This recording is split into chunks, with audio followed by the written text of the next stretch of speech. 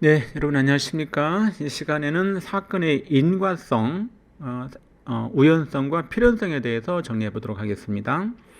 사건의 우연성은 어떤 이유 없이, 어떤 원인과 결과 없이 갑작스럽게 툭 튀어나올 때 있죠. 그 고전소설에서 이때 갑자기 이렇게 위험이 닥치거나, 그 다음에 조력자가 갑자기 등장하거나, 어떤 예상하지 못한 상황에서 어떤 갑작스럽게 전개되는 거, 뜬금없이 진행되는 거. 요새 뜬금포라는 표현 쓰나? 뜬금포라는 표현도 좀 지난 것 같은데, 그래서 앞뒤 이 원인과 결과 없이 갑작스럽게 진행되는 거, 이런 것을 사건의 우연성이라고 얘기합니다. 이거에 비해서 상대적 개념은 사건의 필연성이죠.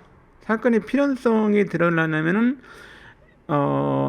사건의 앞과 뒤에 일어난 뒤에 일어나는 사건이 앞과 흐름과 자연스럽게 연결되는 거, 이렇게 하게 됩니다. 그러니까 어떤 그 일이 있기까지는 그 이전에 어떤 복선이 깔려 있고, 그 복선이 등장했고, 어떤 사건에 어떤 그 있다가 그 원인이 돼서 나중에 결과가 드러나는 거, 이렇게 될 수 있겠습니다. 자, 그런데 여기서 하나 좀 조심할 거는 있는데요. 고전 소설은 일반적으로 우연성이 자주 나오죠. 갑작스럽게 뭐 조력다가 등장할 수도 있고, 갑작스럽게 길이 열리기도 하고, 하늘에서 뭐 벼락이 떨어지고, 이런 게 있습니다. 또 현대 소설은 그런 그 직접적인 그런 그런 이런 이 땡뚱맞은 일, 갑자기 뜬금없는 일이 다 등장하지는 않죠. 근데 우리 책 읽는 거에서 조금 조심할 건 뭐냐면, 고전 소설은 그렇다고 해도 우연성이다, 현대 소설은 필연성이다, 이렇게 도식적으로 외우면 또 안 돼요.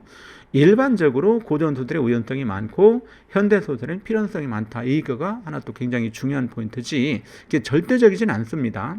자, 또 하나, 이게 개연성이라는 말이 또 하나 나왔죠. 아빠에서도 개연성 얘기했지만, 그 일이 있을 법한 이야기, 그 사람이 갑자기 막 누구를 죽였다 했을 때, 사건 전개에서 갑자기 누가 죽었다 했을 때, 너무 갑자기 이유도 없이 죽으면 안 되겠죠. 죽을 수밖에 없는 어떤 이유가 있어야 되겠죠.